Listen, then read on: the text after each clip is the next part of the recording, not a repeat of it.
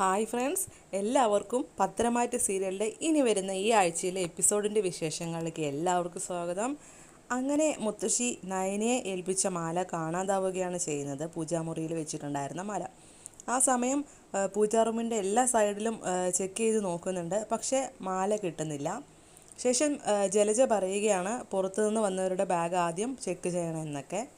നയനയുടെ അമ്മയെ ഉദ്ദേശിച്ചാണ് ജലജ അങ്ങനെ പറയുന്നത് കേട്ടോ.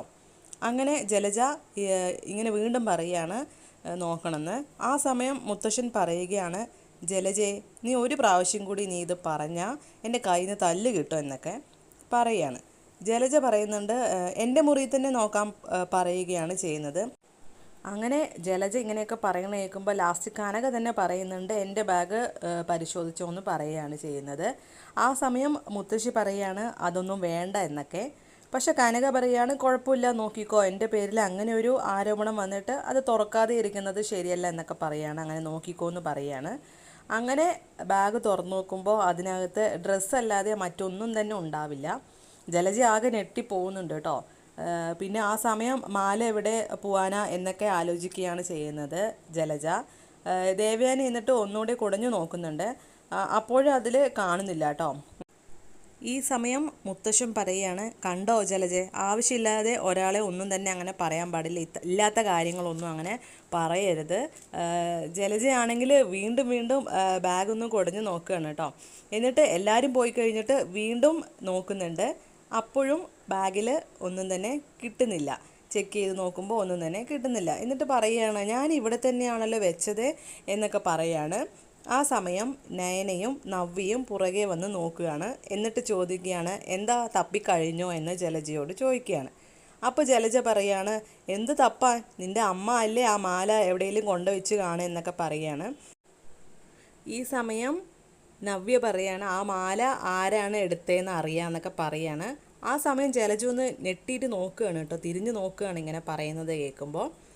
അങ്ങനെ പറയുമ്പോൾ അപ്പോൾ പറയാണ് നീയാണോ മാല എടുത്തതെന്ന് പറയുമ്പോൾ നവ്യ പറയാണ് മിണ്ടിപ്പോവരുത്, എൻ്റെ അമ്മയെ കള്ളിയാക്കാൻ മനഃപൂർവ്വം നിങ്ങൾ ആ മാല ബാഗിൽ കൊണ്ട് വെച്ചതല്ലേ, ഞാനത് കണ്ടായിരുന്നു എന്നൊക്കെ പറയുകയാണ്. അപ്പോൾ ജലജ അത് സമ്മതിക്കുന്നില്ല കേട്ടോ. ഞാനൊന്നുമല്ല അങ്ങനെ സമ്മതിക്കാത്ത വിധത്തിൽ പറയാണ്.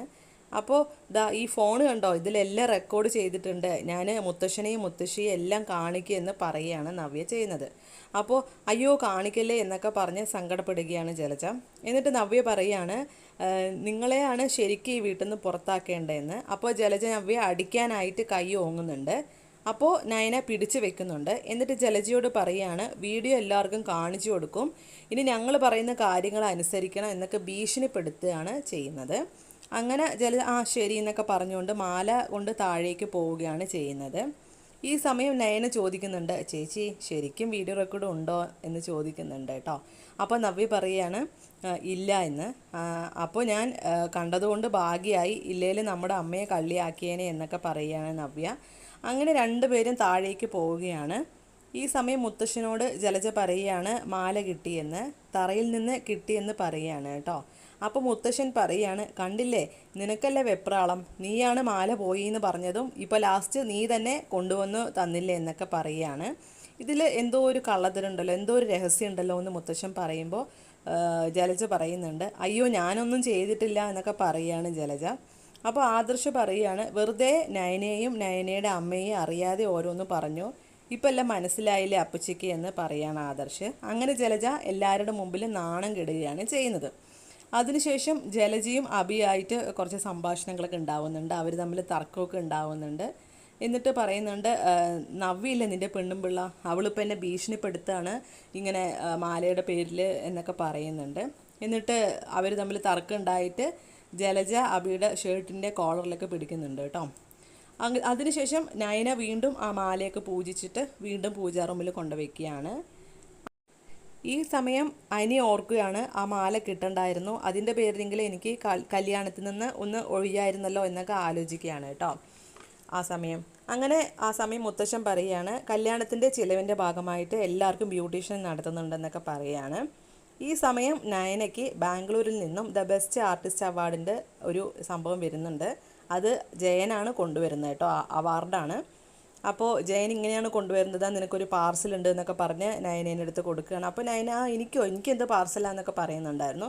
അങ്ങനെ തുറന്നു നോക്കുമ്പോഴാണ് ദ ബെസ്റ്റ് ആർട്ടിസ്റ്റ് അവാർഡ് നമ്മുടെ നയനയ്ക്ക് കിട്ടിയെന്ന് അറിയുന്നത്. അങ്ങനെ എല്ലാവരും ഹാപ്പി ആവുന്നുണ്ട്. മുത്തശ്ശൻ ഇതിൻ്റെ ഭാഗമായിട്ടൊരു സെലിബ്രേഷനൊക്കെ ചെയ്യുന്നുണ്ട്. അപ്പോൾ ആ ഒരു സെലിബ്രേഷനിൽ വെച്ച് നമ്മുടെ നയന പറയുന്നുണ്ട്, എനിക്ക് സപ്പോർട്ടായിട്ട് നിന്നത് എൻ്റെ ഹസ്ബൻഡാണ്, അച്ഛനാണെന്നൊക്കെ പറഞ്ഞ് ഒരുപാട് തള്ളി മറിക്കുന്നുണ്ട് കേട്ടോ. ഈ സമയം അങ്ങനെ അനാമിക നയനയ്ക്ക് ഗിഫ്റ്റ് കൊടുക്കുന്നുണ്ട്. എല്ലാവരും ഹാപ്പിയായി. അങ്ങനെ മുത്തശ്ശൻ്റെ വക ഷോപ്പിംഗ് ഒക്കെ ഉണ്ടായിരുന്നു. എല്ലാവരും ഷോപ്പിങ്ങിനൊക്കെ പോവാണ്. ബ്യൂട്ടീഷ്യൻ പരിപാടിക്കൊക്കെ പോകുന്നുണ്ട്. അങ്ങനെ അതൊക്കെ ചെയ്ത് വരികയാണ്. എല്ലാവരും നല്ല ബിസിയാണ് കേട്ടോ മൊത്തത്തിൽ. അപ്പോൾ ലേഡീസൊക്കെ മൊത്തം ബിസിയാണ്. അപ്പോൾ ഈ സമയം ജലജ ചോദിക്കുകയാണ്, ആരാണ് കുക്ക് ചെയ്യാന്നൊക്കെ. അടുക്കളയിൽ ആരും ഇല്ലല്ലോ, എല്ലാവരും നല്ല ബിസിയാണല്ലോ. അപ്പോൾ പറയുകയാണ്, ലേഡീസിന് ലീവാണ്, ജെൻസാണ് അടുക്കള ഭരണം എന്നൊക്കെ പറഞ്ഞ് എല്ലാവരും അങ്ങനെ കുക്ക് ചെയ്യാൻ വേണ്ടിയിട്ടുള്ള രീതിക്ക് അങ്ങനെ ഒരുങ്ങി വരികയാണ്. അതായത് ബനിയനൊക്കെ ഇട്ട് തോളിലൂടെ തോർത്തൊക്കെ ഇട്ടിട്ട് നല്ല പണിയെടുക്കാനുള്ള രീതിക്ക് എല്ലാവരും റെഡി ആയിട്ട് വരികയാണ്. അപ്പോൾ ഇത്രയേ ഉള്ളൂ. കൂടുതൽ വിശേഷങ്ങൾക്കായി ഈ ചാനൽ സബ്സ്ക്രൈബ് ചെയ്യുക. വീഡിയോ ഇഷ്ടമായി ലൈക്ക് ചെയ്യുക, ഷെയർ ചെയ്യുക. Thank you for watching.